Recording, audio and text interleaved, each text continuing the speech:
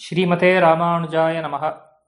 श्रीशैलेशदयापात्रं धीभक्त्यादिगुणार्णवं यतीन्द्रप्रवणं वन्दे रम्यजामादरं मुनिं। कर्कटे पूर्वपल्गुन्यां तुलसीकाननोद्भवां पाण्ड्ये विश्वम्भरां गोदां वन्दे श्रीरङ्गनायकीम्. திருப்பாவை கூடாரை வெல்லும் சீர் கோவிந்தா. இந்த பாசுர வியாக்கியானத்திலே அழகிய மணவாள பெருமாள் நாயனார் பற்பல இதிகாச நிகழ்ச்சிகளையும் ஆச்சாரியர்களுடைய வாழ்க்கையிலே நடந்த விஷயங்களையும் அருளி செய்கிறார். மேலும் பற்பல அருளி செயல் பாசுரங்களை கொண்டு அழகாக வியாக்கியானம் அருளி செய்திருக்கிறார். யதாசக்தி விண்ணப்பம் பண்ணுகிறேன். இதற்கு முன் பாசுரத்திலே பெண்கள் எல்லாரும் எம்பெருமானிடத்திலே பாஞ்சசன்யமே போல்வன சங்கங்கள் என்று பிரார்த்தித்தார்கள். எம்பெருமான் ஒருவன்தான். அதே போல பாஞ்சஜன்யத்தை ஒத்த சங்கு கிடையாது. எம்பெருமானுக்கு ஒத்தவன் கிடையாது. அதே போல அவனுடைய சங்குக்கு ஒத்தது கிடையாது. ஆனால் இந்த பெண்கள் நிறைய சங்கங்கள் வேணும் என்று கேட்டதுனாலே வேற என்ன கொடுக்கலாம் என்று பார்த்து புள்ளரையன் கோயில் வெள்ளை விழி சங்கு என்று இவர்களே முன்னாடி தெரிவித்திருக்கிறார்கள். அந்த சங்கையும் கொடுத்தானாம். பிறகு ஆனிரை இனம் மீள குறித்த சங்கம் என்று எம்பெருமான் மாடுகளை மேய்க்கும் பொழுது அவற்றை திருப்பி அழைப்பதற்காக ஒரு சங்கை ஊதுவானாம். அந்த சங்கையும் கொடுத்தான். மேலும் சாலப்பெரும்பறை என்று கேட்டிருந்தார்கள் இந்த பெண்கள். பறை, பெரும்பறை, சாலப்பெரும்பறை என்று மூன்றாக பிரித்து வியாக்கியானம் நயம்பட அருளி செய்கிறார் அழகிய மணவாள பெருமாள் நாயனார். பறை எனால் உலகளந்த பொழுது எம்பெருமான் திரிவிக்ரம அவதாரம் செய்த பொழுது ஜாம்பவான் பறையடித்து கொண்டு உலகத்தையே சுற்றி வந்தார் என்று சொல்லப்பட்டிருக்கிறது. அப்படிப்பட்ட பறையை கொடுத்தானாம். இது பறை. அடுத்து பெரும்பறை எனால் எம்பெருமான் பெருமாளாக ராமனாக அவதரித்த பொழுது ராவணனை ஜெயித்ததற்கு அப்புறம் வானர முதலிகள் பறையடித்து கொண்டு எம்பெருமானுடைய வெற்றியை அறிவித்தார்கள். அது பெரும்பறை, அதையும் கொடுத்தான். பிறகு சாலப்பெரும்பறை என கண்ணன் எம்பெருமான் குடக்கூத்து ஆடின பொழுது அறையிலே கட்டிய பறை ஒன்று இருந்தது. பாரோர்களெல்லாம் மகிழப் பறைகரங்கா என்று அந்த பறையும் கொடுத்தானாம். இது சாலப்பெரும்பறை என பிரித்து அழகாக வியாக்கியானம் அருளி செய்கிறார். அடுத்து பல்லாண்டு பாடுவார் வேண்டும் என கேட்டிருந்தார்கள். பெரியாழ்வாரையே கொடுத்தான். பிறகு சேர்த்து நம்மாழ்வாரையும் வைத்துக் கொள்ளுங்கோள் என்று கொடுத்தானாம். பல்லாண்டு பாடுகைக்கு உங்களுக்கு பெரியாழ்வார் உண்டு. அவரை போலே உங்களுக்கும் நமக்கும் சேர காப்பிடுக எண்ணிக்கை உங்களுக்கே காப்பிடும் நம்மாழ்வாரையும் கொண்டு போங்கோள் அப்படின்னு கொடுத்தான். அதாவது பெரியாழ்வார் அடியோமோடும் நின்னோடும் பெரிவின்னி என்று பாடியிருக்கிறார். மங்களாசாசனம் செய்திருக்கிறார். அடியார்களுக்கும் எம்பெருமானுக்கும் மங்களாசாசனம் செய்தவர், சேர மங்களாசாசனம் செய்தவர். நம்மாழ்வார் அடியார்களுக்கே மங்களாசாசனம் செய்தார். பொலிக பொலிக என்று அந்த பதிகத்திலே. இப்படி நம்மாழ்வார் அவரையும் சேர வைத்துக் கொள்ளுங்கள் என்று கொடுக்கிறானாம் எம்பெருமான். பிறகு நப்பின்னைக்கு உப்பு யாரும் கிடையாது. அதனால் நப்பின்னையும் கொடியாக கருட கொடியும் கொடுத்தான். பிறகு விதானத்துக்கு அத்தவாள தலைக்கு மேலே ஆதிசேஷனையும் கொடுத்தருளி இருக்கிறான். உங்களுக்கு செய்ய வேண்டியது இத்தனையே என்றான். சரி, அவ்வளவுதானே வேணும் என்று கேட்க, இல்லை, இவையெல்லாம் மார்கழி நீராட்டம் என்கிற நோன்புக்கு வேண்டியவை. இதை தவிர சில சத்காரங்களை நீ எங்களுக்கு செய்ய வேணும், சில பரிசுகளை தர வேணும். அவெல்லாம் அந்தரங்கமாக இருக்கக்கூடியது. அதை நாங்கள் பெற வேணும் என இந்த பாசுரத்திலே கூடாரை வெல்லும் சீர் கோவிந்தா என்கிற பாசுரத்திலே அருளி செய்கிறார்கள் என இதெல்லாம் அவதாரிகையிலே அழகிய மணவாள பெருமாள் நாயனார் காட்டி அருள்கிறார். கூடாரை வெல்லும் சீர் கோவிந்தா. எம்பெருமான் பார்த்தானாம், இந்த பெண்களை எல்லாம் நாம் வெல்ல வேணும் என்று இருந்தோம். ஆனால் என்னிடத்திலே உள்ள அனைத்தையும் இந்த பெண்கள் பெற்றுக்கொண்டு விட்டார்களே என்று தெரிவிக்கிறானாம்.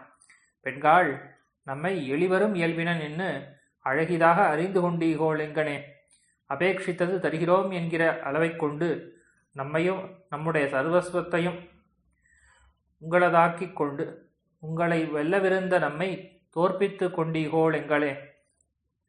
ஜெய அபஜயங்கள் நாம் நினைத்தபடி இன்னிக்கே இருந்தது என்ன. இது எம்பெருமான் தெரிவிக்கிறானாம். எளிமையே எனக்கு சுபாவம்னு நன்றாக தெரிந்து கொண்டு நான் கேட்டதை தருகிறேன் என்று சொன்ன அளவை கொண்டு எல்லாவற்றையும் என்னிடத்திலிருந்து வாங்கி கொண்டு விட்டீர்களே, என்னையும் பெற்றுக்கொண்டீர்கள். என்னுடைய சொத்தையும் சர்வ சொத்தையும் எல்லா சொத்தையும் உங்களதாக கொக்கி கொண்டு விட்டீர்களே என்று தெரிவிக்கிறானாம். அதற்கு இந்த பெண்கள் கூடாரை வெல்லும் சீர் கோவிந்தா, கூடாரை வெல்லும் சீர். யாரெல்லாம் எம்பெருமானோடு சேரமாட்டோம் எண்ணிருக்கிறார்களோ அவர்களை எம்பெருமான் வெல்லுவான். கூடோம் என்பாரை வெல்லும் அத்தனை போக்கி கூடுவோம் என்பாரை வெல்லலாமோ உன்னால்.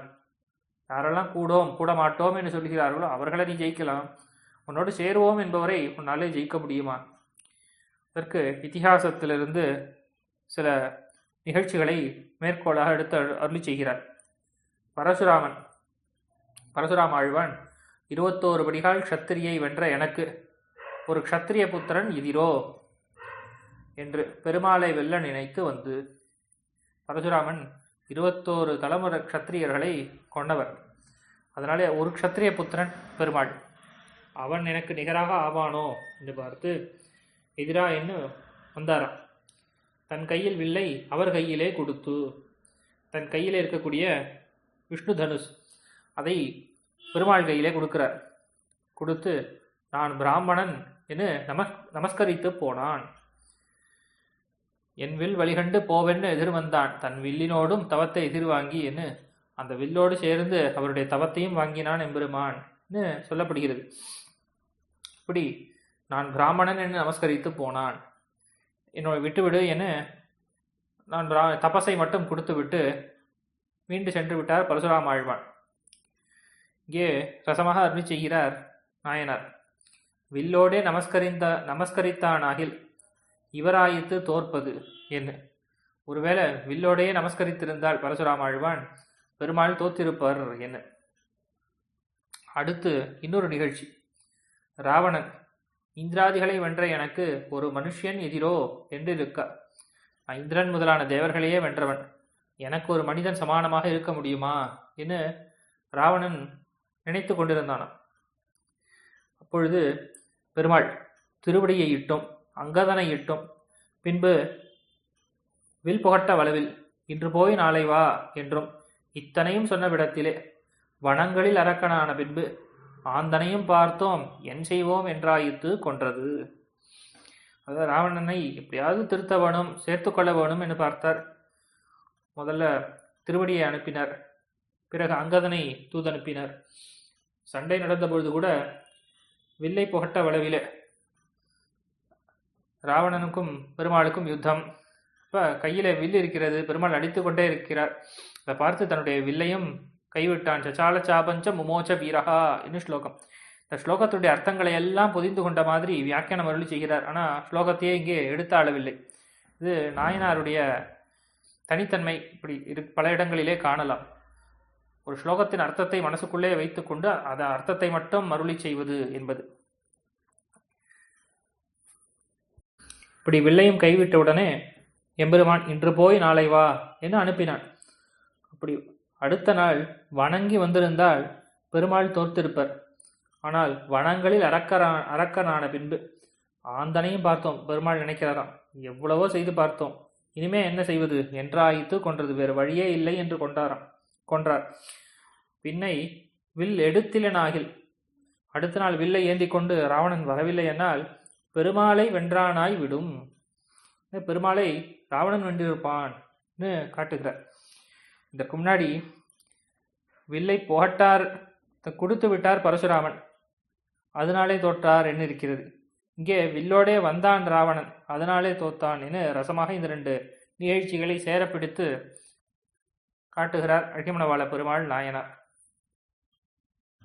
வெல்லும் சீர் எல்லாரையும் வெல்வது குணத்தாலே என யார் எம்பெருமானோடு சேர்கிறார்களோ இல்லை சேரலையோ எல்லாரையும் எம்பெருமான் குணத்தாலே ஜெயிக்கிறான். கூடுவாரை சீலத்தாலே வெல்லும். யாரெல்லாம் எம்பெருமானோடு சேருவேன் என இருக்கிறார்களோ அவர்களை தன்னுடைய சீல குணத்தாலே வெல்கிறான். கூடாதாரை சௌரியத்தாலே வெல்லும் என சௌரியம் என்கிற குணத்தாலே எம்பெருமான் கூடாதாரை வெல்கிறான். சௌரியம் அம்புக்கு இலக்காக்கும், சீலம் அழகுக்கு இலக்காக்கும். அம்புக்கு இலக்கானருக்கு மறுத்திட்டு ஆற்றலாம், சீலமும் அழகும் நின்று ஈரா நிற்கும் அருள் செய்கிறார்.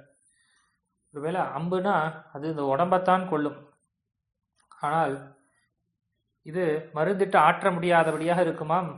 அன்பு எம்பெருமானுடைய குணங்கள் அது ஈறுகிறதுனால் மருந்திட்டு ஆற்ற முடியாது. சீலமும் அழகும் நின்று ஈரா நிற்கும் என அருள் செய்கிறார்.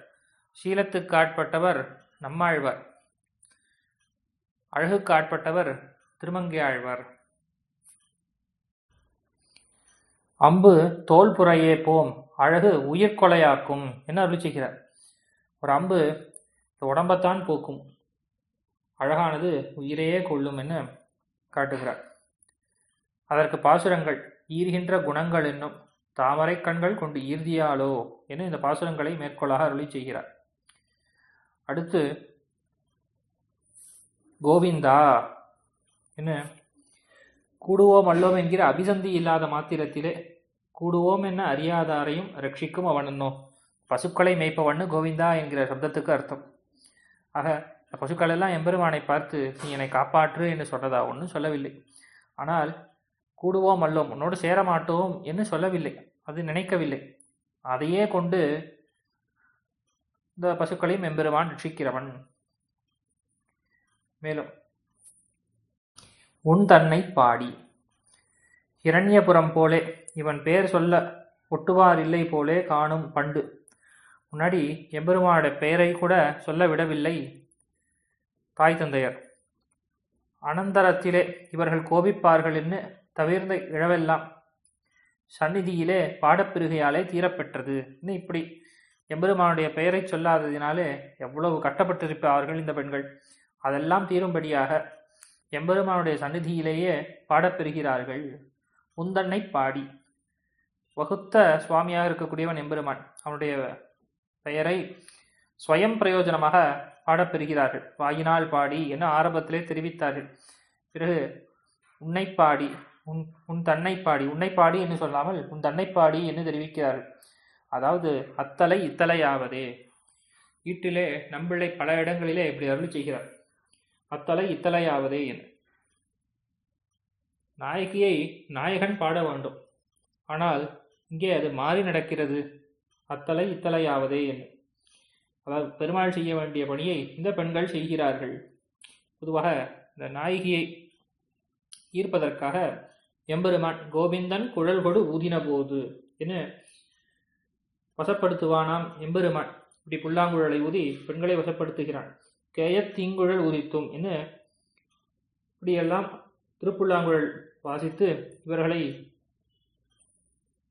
வசப்படுத்துவான். அதனாலே அத்தலை இத்தலையாவதே என்று தெரிவிக்கிறார்கள். இப்பொழுது நாங்கள் பாடி வந்திருக்கிறோம் உன்னிடத்திலே என்ன. யாம் பெரு சம்மானம், வெறும் ஊரார் காரியமே யாக ஒண்ணாது, எங்களுடைய அபிமதமும் பெற வேணும் என்ன. ஊரார்களுக்காக நோன்பு என்ன ஒரு போலி காரணத்தாலே எம்பெருமானை சென்றடைந்தார்கள். அப்போ ஊரார்களுக்காக நோன்புக்குன்னு நீ சில கருவிகளை தந்தாய், அது மாத்திரம் போராது, எங்களுடைய ஆசையையும் நீ நிறைவேற்ற வேணும் என்று தெரிவிக்கிறார்கள்.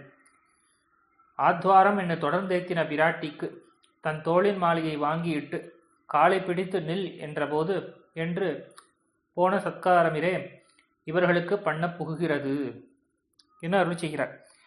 இது பராசர பட்டருடைய நிர்வாகம் என காட்டப்பட்டிருக்கிறது. பதிசம்மானிதா சீதா பர்த்தாரம் அசிதேக்ஷணா ஆத்வாரம் அனுவப்ராஜ மங்களான் எபிதத்னுஷி என மங்களங்களை தெரிவித்துக் கொண்டு பிராட்டி பெருமாள் பின்னே எழுந்தருளினாள். அப்பொழுது பெருமாள் வாயில் எல்லை வந்தவுடன் நீ இங்கே நில் என்று தன்னுடைய தோல் மாலையை எடுத்து பிராட்டிக்கு சாத்தினாராம். இதற்கு முன்னே இருக்கக்கூடிய ஆச்சாரியர்கள், பட்டருக்கு முன்னே இருக்கக்கூடிய ஆச்சாரியர்கள் அவர்களுடைய நிர்வாகம். நாம் வருமளவும் விருத்த கீர்த்தனம் பண்ணி இரு என்று எழுந்தருளினார் என்றிருக்கிறது. அதாவது பிராட்டிக்கு திருத்தோளில் மாலையை வாங்கியிட்டு நாம் வருமளவும் விருத்த கீர்த்தனம் பண்ணி இரு என்று எழுந்தருளினார் என்று பழையவர்கள் நிர்வாகம். மாலையை இட்டு திருவடிகளை பிடித்து கொண்டு எழுந்தருளினார் என்று பட்டர். அசிதேக்ஷனா இவர் தோளில் மாலை இட்டதுக்கு இவள் கண்ணாலே மாலை இட்டபடி என அருளி செய்கிறார் ரசமாக பெரியவாச்சான் பிள்ளை. இது திருவிருத்தத்திலே இவ்விஷயம் ஸ்லோகத்துக்கு வியாக்கியானம் அருளி செய்திருக்கிறார் பெரியவாச்சான் பிள்ளை. மேலும் நாயனார் அருளி செய்கிறார். அவள் இவர் திருவடிகளை பிடிப்பது கைப்பிடித்த முறையாலே என பிராட்டி எம்பெருமானுடைய திருவடிகளை பிடிப்பது அது கைப்பிடித்த முறையாலே. இவர் அவள் காலை பிடிப்பது பிரணயத்துவத்தாலே. அவனுக்கு சொல்லும் ஏற்றமெல்லாம் சொரூப நிபந்தனம், இவளுக்கு சொல்லும் ஏற்றமெல்லாம் பிரணயத்துவ நிபந்தனம் என்று அருளி செய்கிறார். அடுத்து நாடு புகழும் பரிசு. ஒருவன் கொடுத்தபடியே சிலர் பெறும்படியேன்னு எல்லாரும் கொண்டாடும்படியாக நீ பரிசை கொடுக்க வேணும்.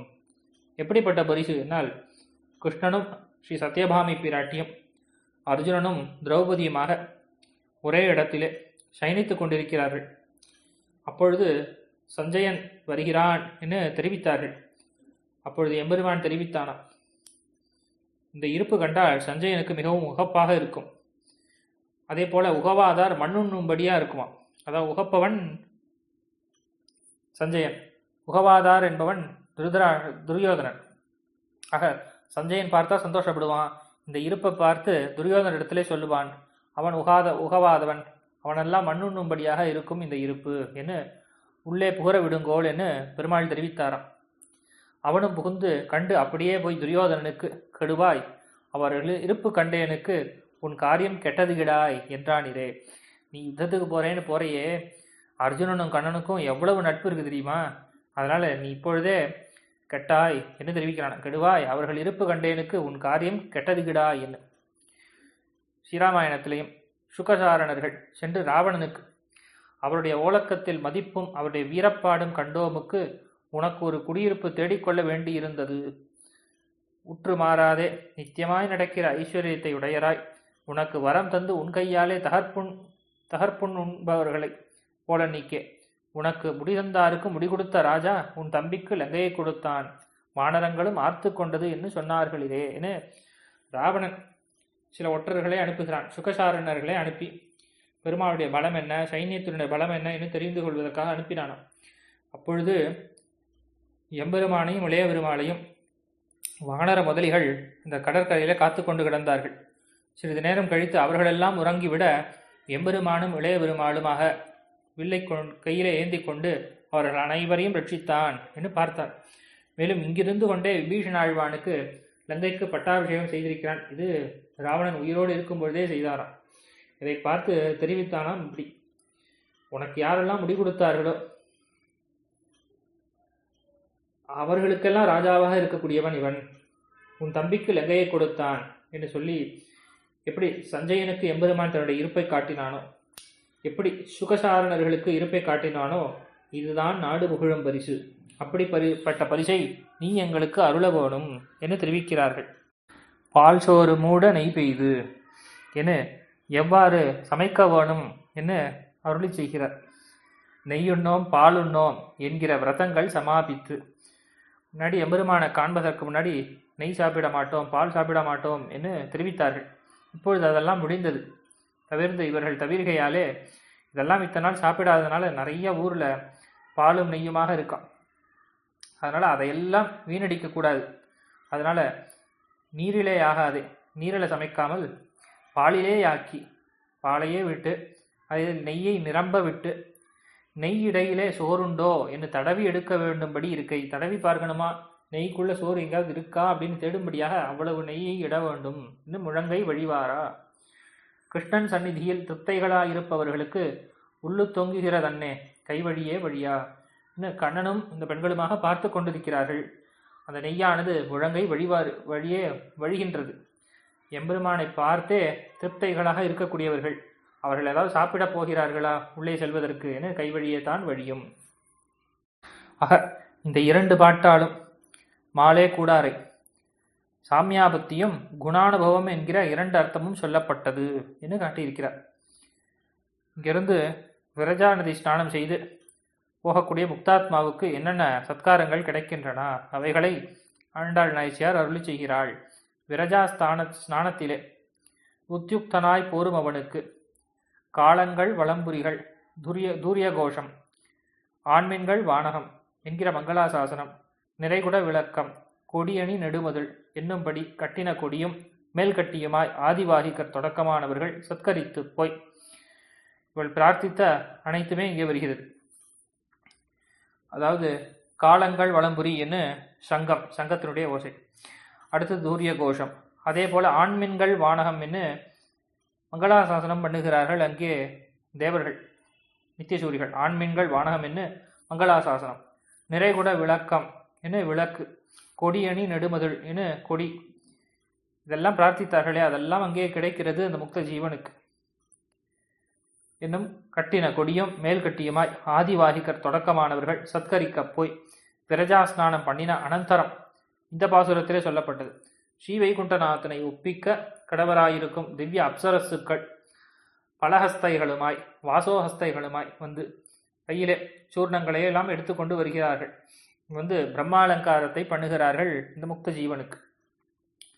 ஸ்ரீ வைகுண்டநாதனோட கூடி சூரிகளோட சேர்ந்திருந்து சம்சார தாப ஸ்பர்ஷமின்னிக்கே நிரதிசய போக்கியமாய் உண்ணும் சோறு என்று சொல்லப்பட்ட போக்கிய விஷயத்தை பாலே போல் சீர் என்கிற குணங்களோடே கைகழிய போருகிற ஸ்நேகத்தோடே புஜித்து கலிக்க கடவ பரிமாற்றத்தை ஒரு முகத்தாலே சூச்சிப்பிக்கிறார்கள் என்று இந்த பாசுரத்திலே சொல்லப்பட்டது இதுதான்.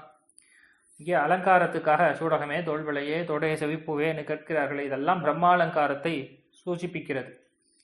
அதே போல எம்பெருமானோடு சேர்ந்து எம்பெருமானுடைய குணங்களை அனுபவித்தல், சோஷ்ணுதே சர்வான் காமான் சா பிரம்மனா விபஷ்சிதான்னு சுருத்தி சொல்கிறது. அப்படிப்பட்ட அந்த முக்த போகத்தை தான் ஆண்டாள் இங்கே அருளி செய்கிறாள். பால் சோறு மூட நெய் பெய்து முழங்கை வழிவாரா என்று இவ்விஷயத்தை அழகியமணவாள பெருமாள் நாயனார் ஆச்சரியமாக அருளி செய்திருக்கிறார். ஆக இந்த பெண்கள் கேட்டதையெல்லாம் எம்பெருமான் கொடுத்தான். சென்ற பாசுரத்திலே கேட்ட நோன்புக்கு உண்டான கருவிகளை எம்பெருமான் கொடுத்தான் என்னும். பிறகு இந்த பாசுரத்திலே பற்பல இதிகாச நிகழ்ச்சிகள், குரு பரம்பரையிலே இருக்கக்கூடிய நிகழ்ச்சிகள், அதே போல பல பாசுரங்களை கொண்டும், அதே போல எவ்வாறு இந்த முக்த ஜீவனானவன் எம்பெருமானுடைய குணங்களை அனுபவிக்கிறான், அதைத்தான் நாய்ச்சியார் இந்த பாசுரத்திலே அருள் செய்துள்ளாள் என்கிற விஷயத்தையும் விளக்கி அருளியிருக்கிறார் அழகியமணவாள பெருமாள் நாயனார். யதாசக்தி விண்ணப்பம் பண்ணினேன், குற்றங்களை பொறுத்தருள பிரார்த்திக்கிறேன். ஆழ்வார் திருவடிகளே சரணம், எம்பெருமானார் திருவடிகளே சரணம், ஜீயர் திருவடிகளே சரணம்.